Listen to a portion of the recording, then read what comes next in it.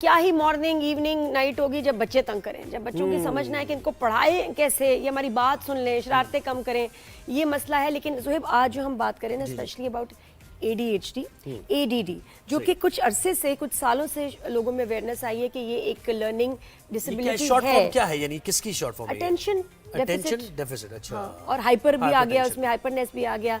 बाकी डॉक्टर इब्राहिम बताएंगे जब ये है, हम बात करेंगे तो ये क्या करेंगे। और डॉक्टर इब्राहिम बहुत अच्छा समझाते हैं, बताते हैं, न्यूरोलॉजिस्ट हैं, चाइल्ड स्पेशलिस्ट हैं। जी डॉक्टर साहब वेलकम, बहुत शुक्रिया आप आए। जी तो डॉक्टर साहब ये इसमें डिफरेंस क्या है? जो है पूछ रहे हैं, मुझे तो पता है ADD, ADHD।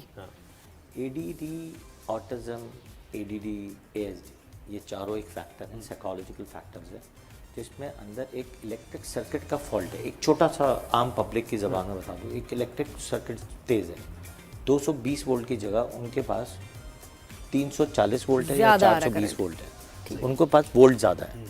वो वोल्ट की वजह पता होनी चाहिए कि वोल्ट कब ज़्यादा जाता है ज़्यादा, बट आप वो स्विच ऑन करेंगे तो स्विच ज़्यादा हो जाएगा। सही। अब आपको पता होना चाहिए स्विच को कैसे छोटा तो हर वक्त नहीं होते उस स्टेट में, कभी कभी होते हैं। लेकिन जब आप उस स्टेट में डाल देते हैं तो always they goes towards that form 440 volt. मतलब ट्रिगर फैक्टर्स हम ही दे रहे हैं बच्चों को कि जिससे वो ट्रिगर हो जाए। हम देते हैं।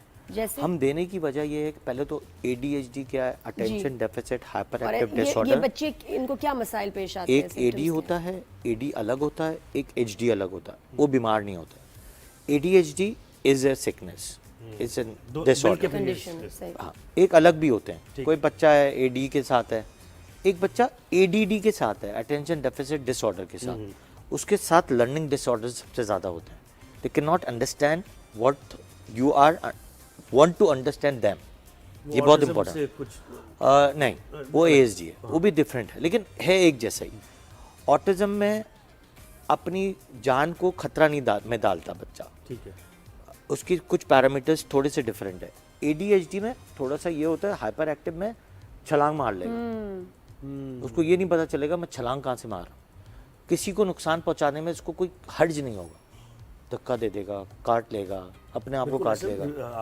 तो दैट इज थोड़ा सा हमें उसको कंट्रोल करना पड़ता है। Unmanageable, uncontrollable energy. सबसे जो खतरनाक चीज़ इसमें जो होती है वो दे डोंट अंडरस्टैंड। अच्छा, हमारी जो रिसर्च है, जो साइंस कहती है कि still we are finding it out कि व्हाई इट हैपेंड इन, ये सबसे ज़्यादा इस डिकेड में हुआ है, 10 सालों में। सही। 10 साल पहले हम शायद सालों में 1, 2, 5 बच्चे देखते थे जी।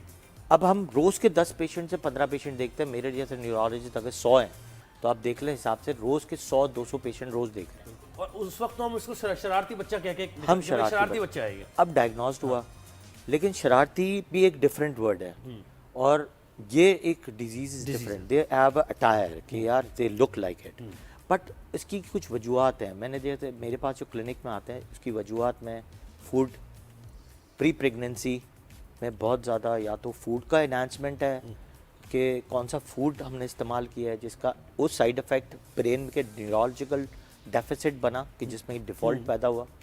इसमें हमारे कुछ मल्टीविटामिन्स हो सकते हैं, मे बी फॉलिक एसिड की कमी हो, आयरन की कमी हो, जो हमारे मुल्क में सबसे ज़्यादा है। सबसे ज़्यादा हमारे जो है कनेक्शंस टू, मुझे लगता है वायरलेस ज़्यादा है, मे बी उसकी कनेक्शंस टू जो हमारे पास जो उसकी वेव्स आते हैं, रेज आते हैं, वेव्स आते हैं। वायलेंस की बात करें, वायलेंस नहीं, मोबाइल वगैरह, waves। वाईफाई, अच्छा, waves सिग्नल्स, जो फोन के हो सकता सिग्नल्स, है एयरपोर्ट उसकी के जो सिग्नल, वजह ब्लूटूथ की वजह से वो चीज़ शायद, जो साइंस कहती है कि शायद हमारे ब्रेन्स में, उन बच्चों के ब्रेन में ज़्यादा अफेक्ट हुआ है। अच्छा, जो बाएं इस्तेमाल कर चुकी हैं। अब जब बच्चा बाहर आया तो आपने देखा होगा, कुछ बच्चे बाहर आते ही 6 महीने पे आप देखें कि हर छोटी से छोटी चीज़ पे 1 महीने के बच्चे को भी एक वीडियो दिखाई जाती है। बिल्कुल।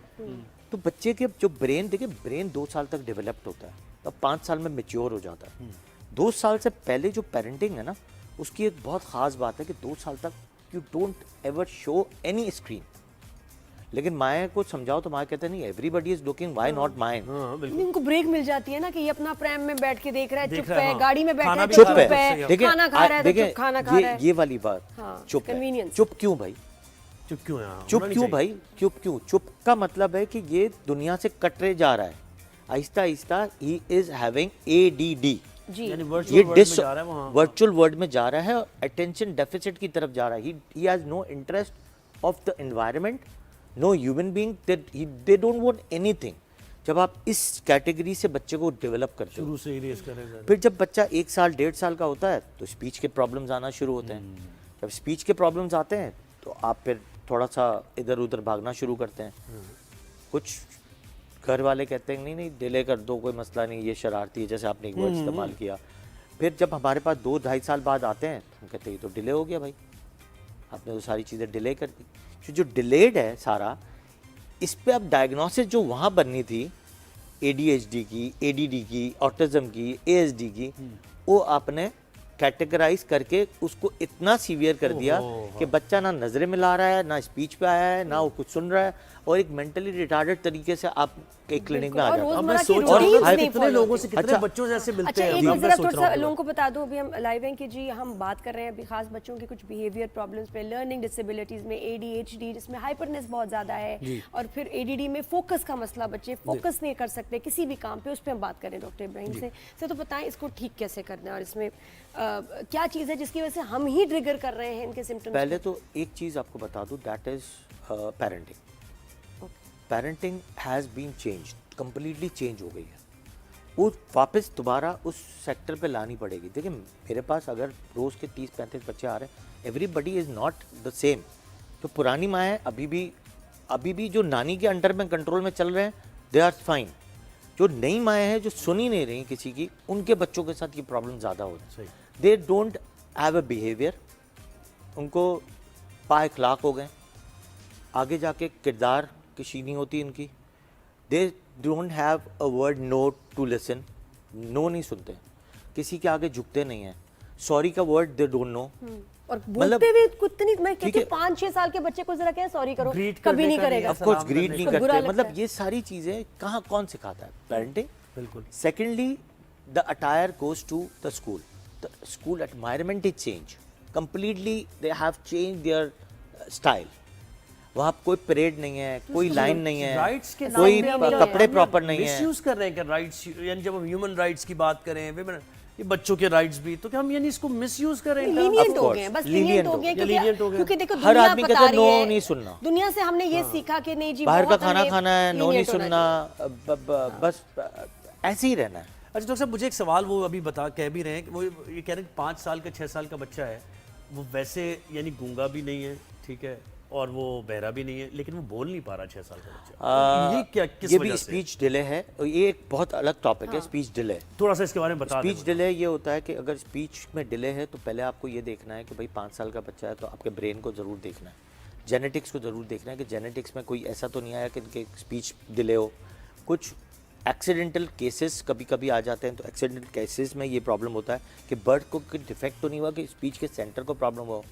1-2 साल में कभी कोई मेनिंजाइटिस, गर्दन तोड़ बुखार तो नहीं हुआ, क्या ऐसा कोई बुखार तो नहीं हुआ जिस पे झटके पड़े हों। फिर तीसरी बात ये होती है कि अगर टंग टाई है तब भी उसको देखना है। फिर आपके सुनता सही है मगर एम्पलीट्यूड सही है कि नहीं है।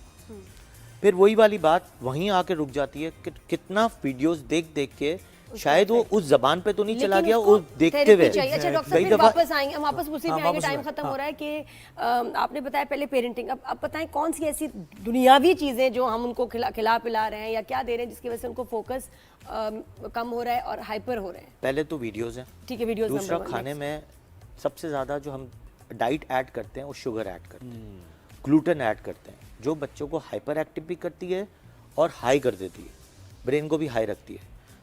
तीसरी जो सबसे खतरनाक चीज़ है that is MSGs, monosodium gluconate, tartrazine, THBQ and वो सॉल्ट्स या वो चीज़ें जो प्रिजर्वेटिव्स एंड आर्टिफिशियल कलर्स होती हैं। बच्चे बड़े शौक से क्रिस्प्स खाते हैं, आर्टिफिशियल कलर्स, ये जो पैकेट के चिप्स होते हैं इसमें भी है। जी बिल्कुल, उसमें सब में THBQ, टार्टाजीन, MSG ये सब होता है जो आपके ब्रेन को जाके हाई भी करता है और ब्रेन के न्यूरॉन्स को बढ़ने नहीं और ये देता। नगेट्स वगेट्स ये सारी चीज़ों में प्रिजर्वेटिव्स होते हैं, आर्टिफिशियल कलर्स डाले जाते हैं, जिससे आपकी बॉडी में एलर्जीज भी होती हैं, प्लस साथ में आपका ब्रेन जो है वो हाई होना शुरू हो जाता है। इसकी वजह से तो सारी चीजें और आप हम देखिए ना, समझते बच्चा खुश हो गया, इतना- चॉकलेट दो, बच्चा खुश हो गया। अच्छा, खुश इतना नहीं हुआ, इतना चेंजेस तो आप भी 10 साल पहले भी हैं, और 10 साल में आपने इतनी चेंजेस तो नहीं देखी होंगी जितनी अभी फुर्ती से आपने स्कूल में अच्छा, चेंजेस, डॉक्टर साहब, खाने इसका में इलाज, चेंजेस। इसका ट्रीटमेंट बताएं कि जिनको बच्चों को ADD या ADHD है तो क्या ट्रीटमेंट इनके लिए ऑफ मौजूद कोर्स है? उनके लिए कुछ क्या ट्रीटमेंट्स हैं, medications बिहेवियरल भी हैं? थेरेपीज है। पहले हम साइकेट्रिक असेसमेंट कराते हैं विद वो हो साइकोलॉजिस्ट, गया, सही। वो हमने करा लिया, डायग्नोसिस बन गई, फिर हम कुछ मेडिसिन पे डालते हैं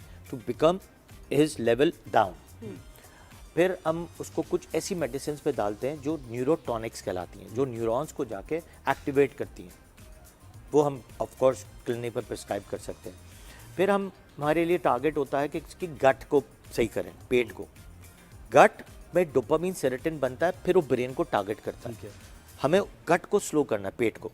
हमने पेट को जहाँ स्लो करना शुरू हुआ with the help of keto diet, with the help of probiotics, with the help of वो मिल्क जिसमें केजीन ना हो, वो एंटी एसिड जो पेट के एसिड को कम रखे, और साथ में वो डोपामिन सेरोटोनिन वाली चीज़ें जो ब्रेन को हल्का करें, सही स्लो करें थोड़ा, ताकि हाइपर एक्टिव ना हो। हाइपर एक्टिव ना हो। फिर मेमोरी को हम लेके चलते हैं, न्यूरॉन्स को जनरेट करते हैं, नए न्यूरॉन्स को ऑक्सीजन देते हैं।